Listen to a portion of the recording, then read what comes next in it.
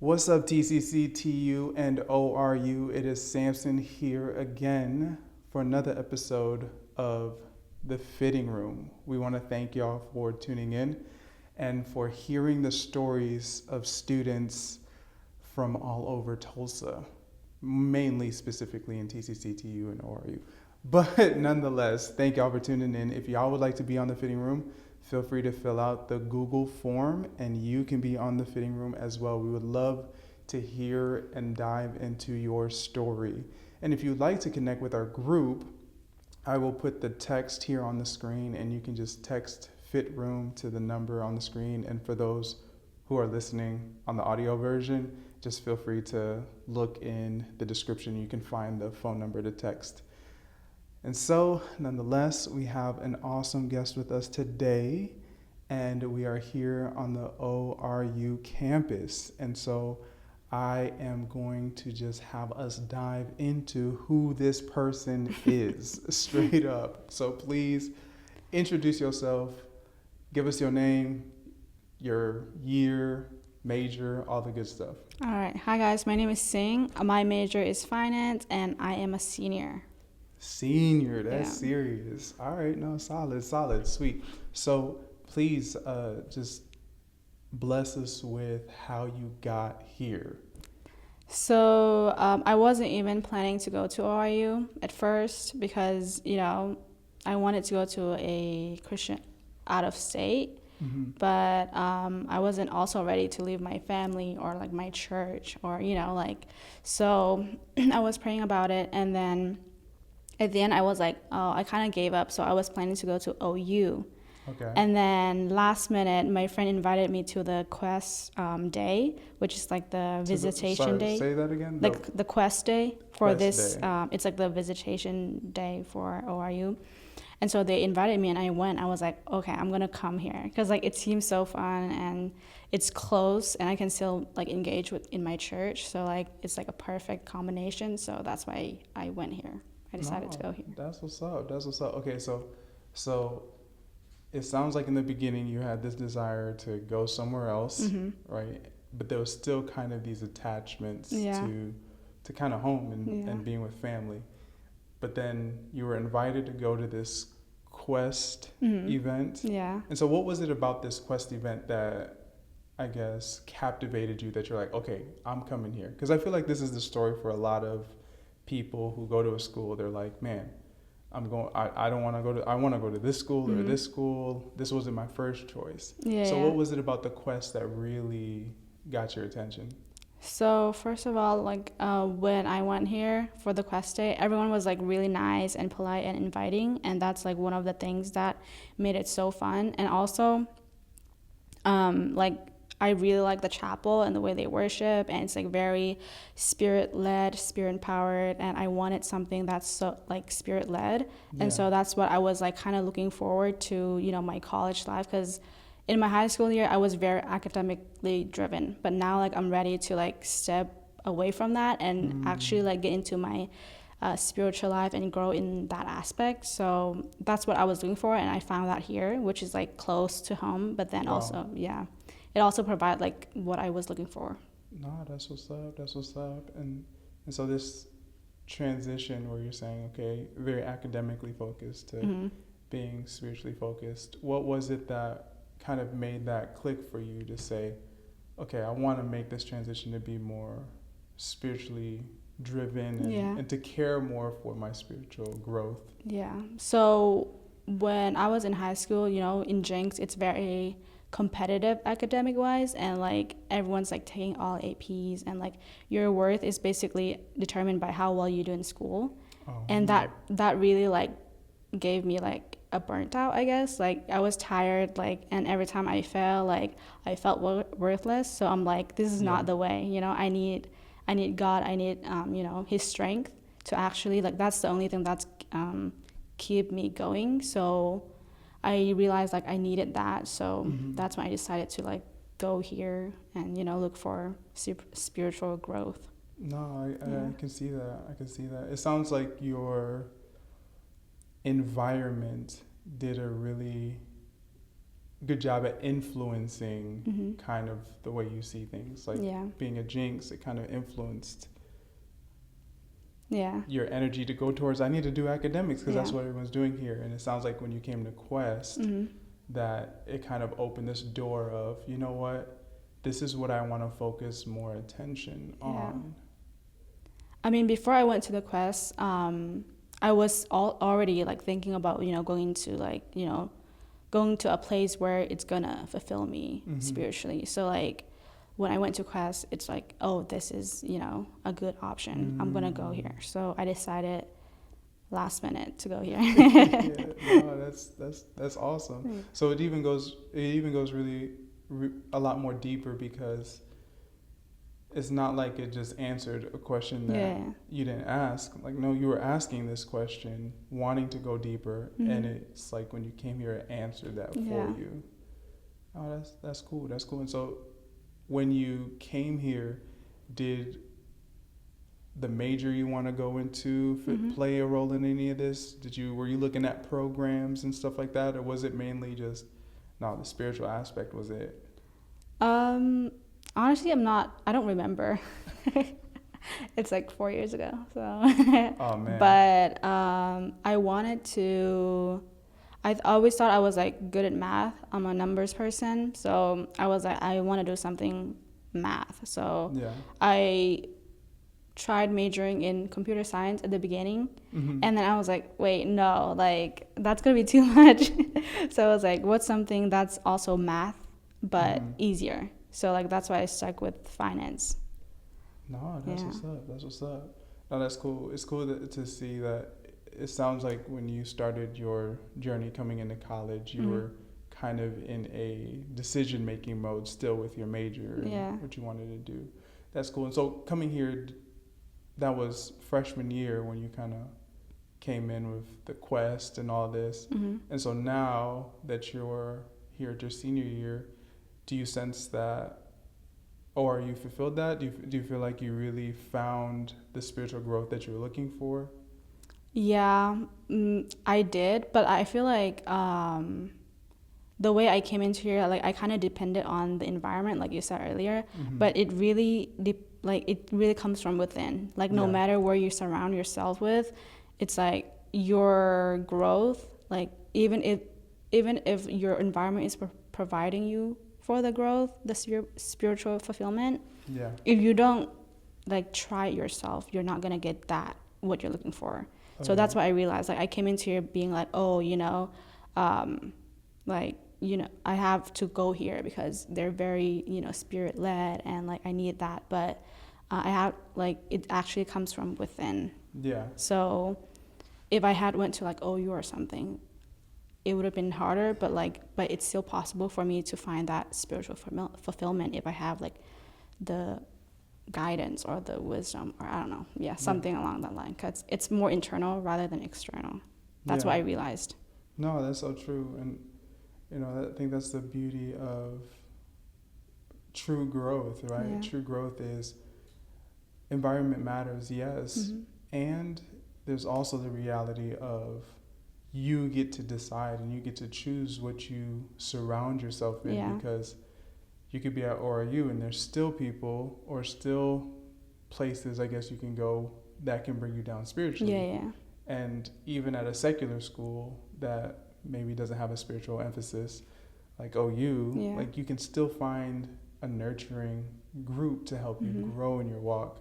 And so you really get to decide that. And it sounds like going through this experience kind of helped you to find this reality of Mhm. I can choose. Yeah. This is an internal growth that takes place. That's really cool. That's Yeah. really cool. So coming into your freshman year, you mentioned that you wanted to do this focus on spiritual growth and Mhm. development. Before that, when you were in high school at Jinx, did you have any community around you or any environments around you to help foster some growth?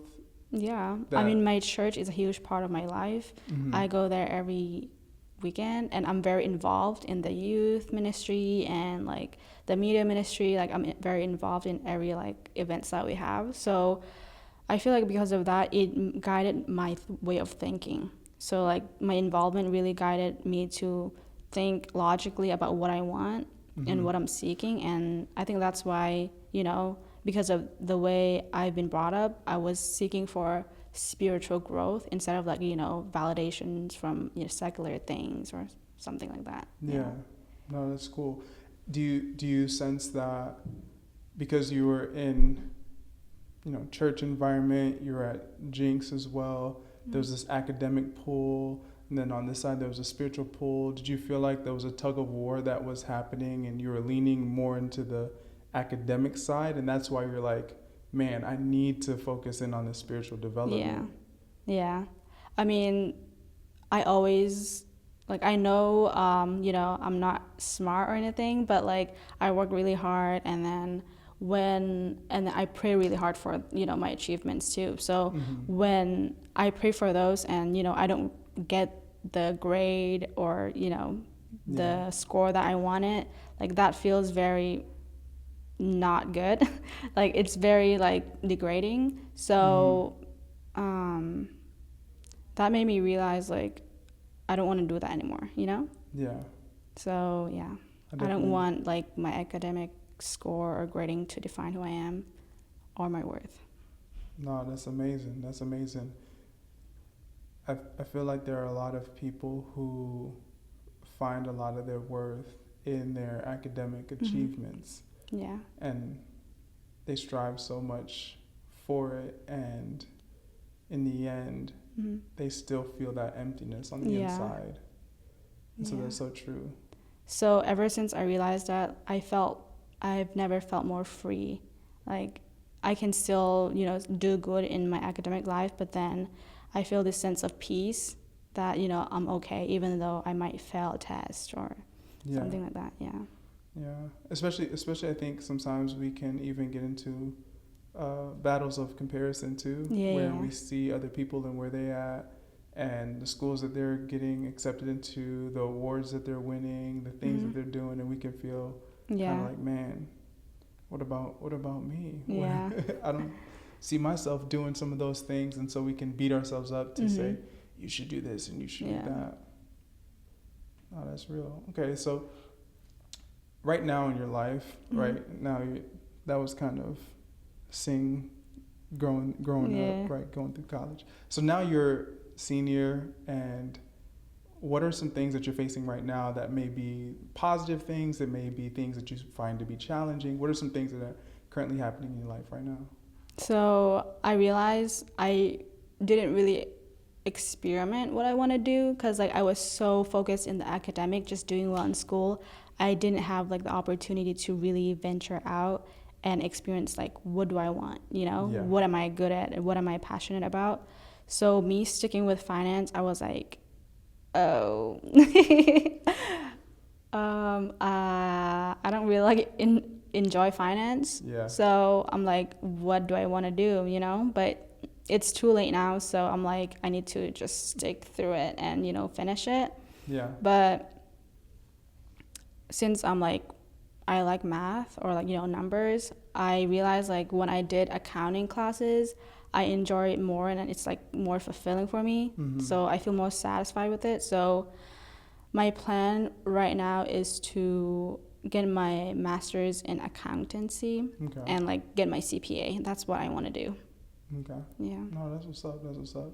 So essentially like a something that you're looking at right now is this reality of staying committed to what you signed up for, which is counseling or accounting. Finance. And so, finance. Yeah. And so if you move in that direction, do you sense or feel like you would pivot in another direction down the road? Like, do you see yourself pivoting in any direction down the road? Is there anything else that draws you? Because you have finance, but is there something else that's... Was it, you said master's in accounting? Yeah. Master's in accounting, which is kind of still in the same bracket. But is there something outside of that draws you? I mean, my parents are pushing, my siblings and I to achieve the highest. So I want to achieve something that's still challenging me, I guess, academically, but I don't know. So like I want to do like I want to have a job, but then I also want to do like I want to have like a balanced work and life. So like I do want to do accounting, but then I also want to still be involved in like church or in my community. Yeah. And yeah, that's yeah. I think that is that your question? No, that works perfectly fine. Well, I guess you mentioned something, and I guess I'm curious. When you say that your parents really want you to achieve the highest, what does the highest essentially look like? Right now they're like, oh, bachelor's is like the minimum you should have. Okay. So you should at least go for like masters. No, that I get So that. I'm like, I get sure, that. I'll go for that if that makes you happy. Yeah. Yeah, they're like, man, we want you to just go all the way for a doctorate. Yeah, We want you because to like just. I come from like a very poor country, Mhm. and like a lot of people they don't have like education, you know. Yeah. So my parents are really like pushing us to achieve bigger things, not just like settling for the minimum. Yeah. So like we have the opportunity to do whatever we want and we like reach our dreams. So don't just settle for something as like a bachelor. You can Yeah. still get masters. So they are pushing us to do that. So yeah. No, I get that, and I think it's all in good, with a good heart, right? Yeah. Like our parents wants us to be the best we can be. They Yeah. don't want us to, especially if you have parents who came from another country to try to set up Mm-hmm. their children for success. Yeah. And they're not just trying to set up their children, but their children's children, right? Yeah. Legacy. Yeah. And so it makes a lot of sense. I think at the same time, it almost sounds like there's this battle between following your dreams or following what you sense God is putting on your heart, Yeah. and reaching the highest of our parents' perspective, Yeah. right? And what they deem as what's highest, right? Yeah. And so I think there's always that battle. Yeah. And with like my calling as a Christian, I felt like when I get involved in my church and stuff, people always tell me, oh, you're so naturally good at taking care of kids. And when I think about during my college years, I'm like, wait, was that what I was supposed to do all along? So I was like, I think I did, I chose the wrong career. But, I just keep praying that, to God, like, even though I chose the wrong thing, please, put your favor on me, still bless what I chose to do. So with that, I'm going in, like, confidence that it's still going to work out. Oh, 100%. And eventually, even though I might be in the wrong career field, I'll eventually reach where I'm supposed to be. So from what I'm hearing, it almost sounds like you're saying that you do feel like you're heading in a wrong direction. Kinda, cause I mean, for now, like I want to help my parents financially. Yeah. So that's one of the reasons why I wanted to do like finance or accounting. But and I still want to succeed in that because like I put 4 years in that, so I want to still do good in that. But with my ministry or with my Christian life, I still really want to be involved in my church and help the best way I can. And so I was appointed for like a Pathfinder, helper. So that's what I'm really excited for. I've been praying about it, and I want to really give my best to, live what God is, wanting me to do. Yeah. No, I definitely feel that. Do you sense or feel like there could be a way that God utilizes both of those fields? Yeah, definitely. Because, in every aspect, there's still, so with my church, it's like, oh, it's my community, it's my ethnic people, I can do that with them. But, with my accounting job or finance job, I can, reach other people of different kinds because I'm going to not just be with my group, I'm going to be out in the world. And Yeah. with that, I can, do something good. No, for real, Yeah. for real. And it's almost like that is what being a Christian Yeah. is about, right? Getting outside Mm-hmm. as much and as often as you Yeah. can. That's what's up. That's what's Mm-hmm. up.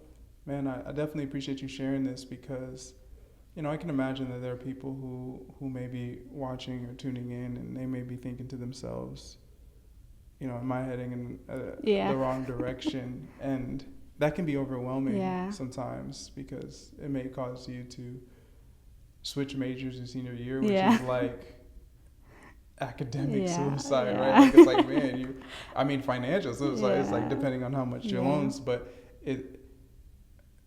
there's a challenge of how do you move forward. And I think for a lot of people, man, they've been taught that it's either you're going to do this or do that. Mm-hmm. And I really sense that because of the world we live in, people just have the opportunity to do both things. Yeah. Many times at the same time. Yeah. In a very weird or strange way. So, when it comes to looking at the future and what do you see down the road, where do you see yourself down the road of this? So I definitely want to get my CPA. Hey. Yeah. So that my parents are proud. Do it for the parents. Yeah, because I know my mom really want us to achieve high in our academic education. So that's what I want to do for her so that she can rest in peace. But like my Cing went and got her CPA. Yeah.